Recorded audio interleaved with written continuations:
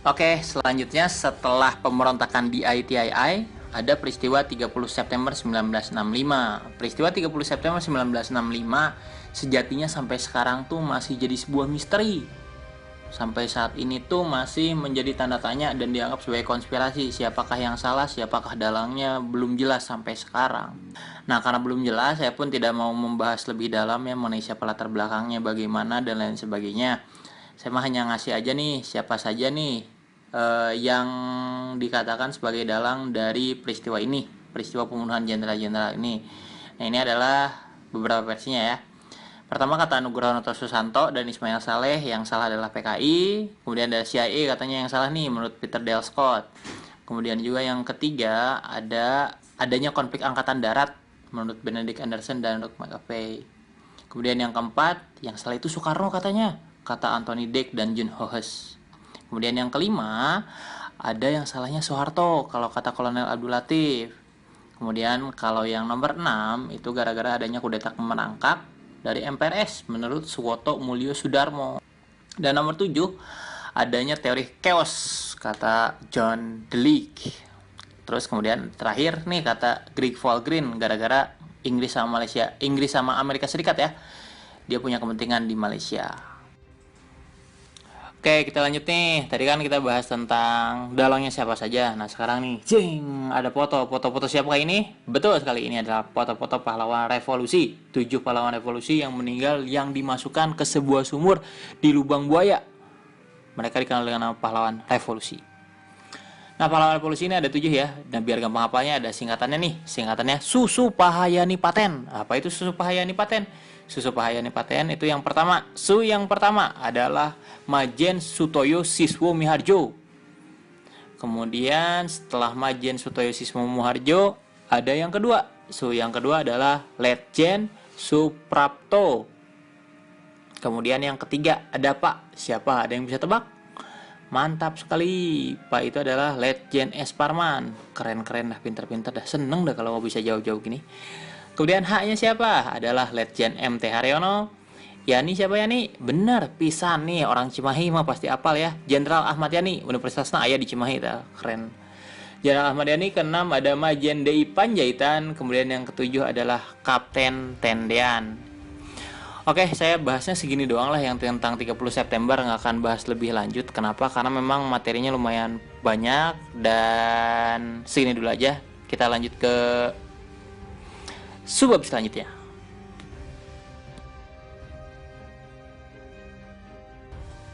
Nah, kemudian ini kita bahas tentang separatis karena kepentingan. Jadi ada gerakan-gerakan separatis nih gara-gara adanya kepentingan-kepentingan dari segelintir pihak. Apaan aja nih? Yang pertama adalah separatis karena kepentingan. Itu adalah gerakan atau pemberontakan yang dinamai APRA, Angkatan Perang Ratu Adil. Kemudian setelah APRA ada yang kedua nih, adalah pemberontakan dari Andi Ajis. Dan yang terakhir, yang ketiga ada RMS, Republik Maluku Selatan.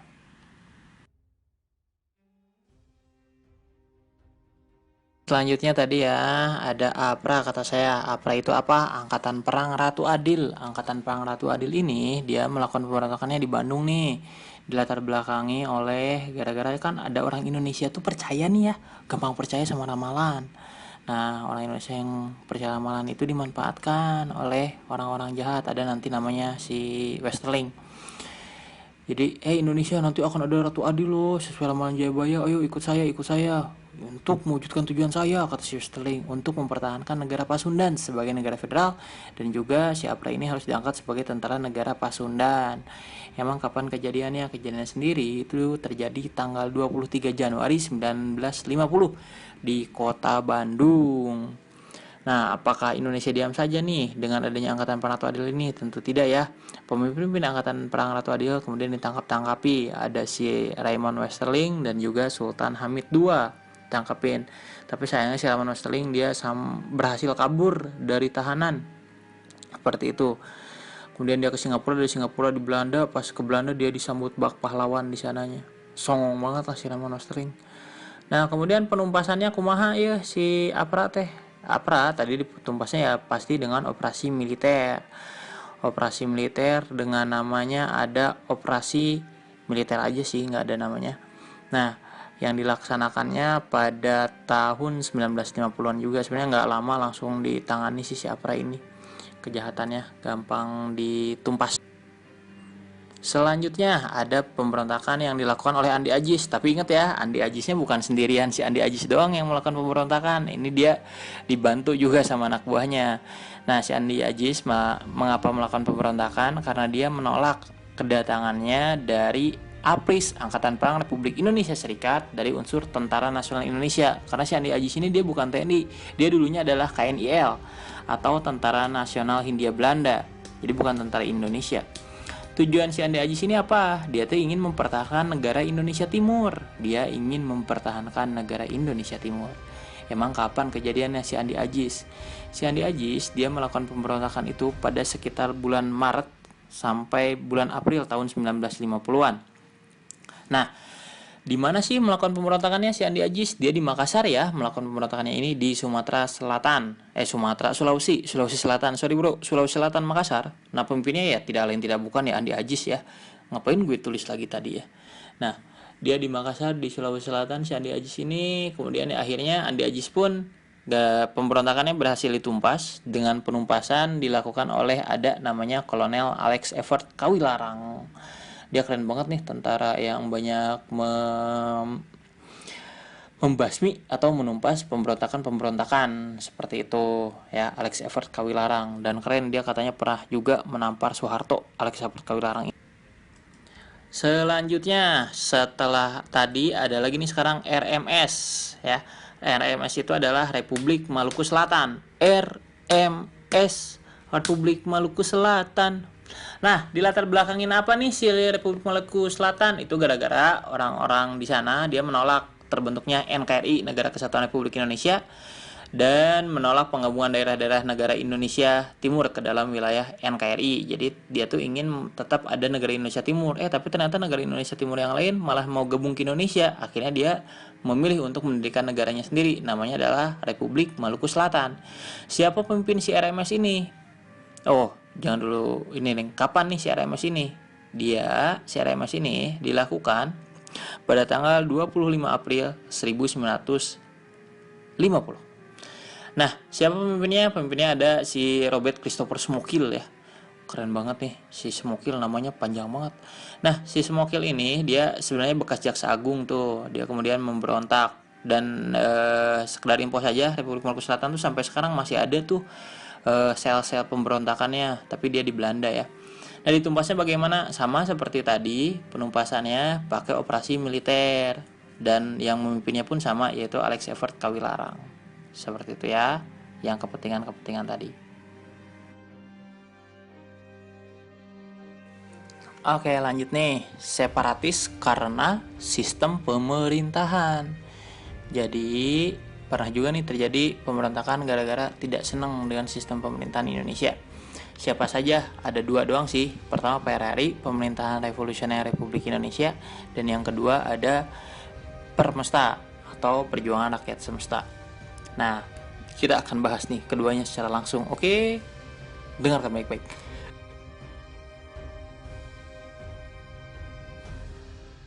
Oke, terakhir ada nih namanya PRRI Permesta, Pemerintahan Revolusioner Republik Indonesia, dan juga Perjuangan Rakyat Semesta atau Permesta. Nah, dua-duanya ini dilatar belakangi oleh satu hal yang sama, yaitu ketidakpuasan daerah-daerah di luar Jawa ya, di Sumatera dan Sulawesi terhadap alokasi biaya pembangunan dari pemerintahan pusat. Maksudnya jadi intinya mereka tuh adanya kesel gitu, ada kesenjangan pembangunan antara pusat dan juga daerah gitu, antara Jawa dan luar Jawa. Kalau PRRI terjadi tanggal 15 Februari 1958 oleh Letkol Ahmad Hussein dengan Saprodin Prawira Negara sebagai Perdana Menterinya di Sumatera Barat. Kalau Permesta itu terjadi tanggal 2 Maret 1957 oleh Letkol Pence Semual di Makassar, Sulawesi Selatan. Nah, kemudian di Permesta ini ada dewan-dewan tersendiri ya. Oh, kok Permesta sih, PRRI ada dewan-dewan tersendiri. Ada Kolonel Ahmad Hussein, Dewan Banteng Sumatera Barat. Kemudian ada Kolonel Malaudin Simbolon, Dewan Gajah di Medan. Kemudian ada Letkol Pence Samuel, Dewan Manguni di Manado. Terakhir ada Letkol Balian, Dewan Garuda di Sumatera Selatan. Nah, ada yang lucu nih di apa namanya di Perairan Permesta ini. Ternyata Perairan Permesta itu permestanya saja sih dibantu sama Amerika. Ada pilot Amerika yang ketangkap namanya Alan Pope. Nah, penumpasannya bagaimana? Penumpasannya ada PRRI Operasi 17 Agustus, kalau Permesta oleh Operasi Merdeka. Oke teman-teman, berakhirlah sudah tadi itu ya cerita sejarah mengenai gerakan-gerakan pemberontakan yang terjadi di Indonesia. Ada banyak kan ya, tapi ya memang saya hanya jelasin teori-teori besar atau garis-garis besarnya saja, nggak secara mendalam, karena kalau mendalam wah bisa 3 jam. Kalau 3 jam kuota saya habis buat upload ya, kecuali kalau ada yang mau nyumbang nih ke guru nih, aduh kasihan nih guru honorer. Bercanda nggak kok, nggak nyari itu, nyarinya belajar juga saya di sini. Nah jadi intinya dari gerakan-gerakan pemberontakan tadi itu adalah upaya-upaya melepaskan diri dari Indonesia, dan semuanya kalau kita lihat secara umum itu semua terjadi gara-gara kebaperan ya. Kusabab ini nyeri hati, kusabab ada yang sakit hati, jadinya ingin memisahkan diri dari Indonesia, seperti itu. Nah ini pun kejadian nih kemarin nih, orang-orang Papua pada sakit hati, di Papuanya jadi parah. Aduh, ulah matakna lah, ulah sok ngejek-ngejek batur, ulah ngece-ngece batur. Karena ketika sudah sakit hati mah parah lah ya.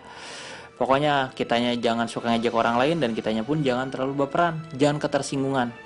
Ya, mungkin sekian dulu ya teman-teman dari saya. Semoga apa yang bisa saya sampaikan hari ini tuh bermanfaat. Dan ini ada foto-foto juga nih, foto-foto tokoh-tokoh penting di pemberontakan ini.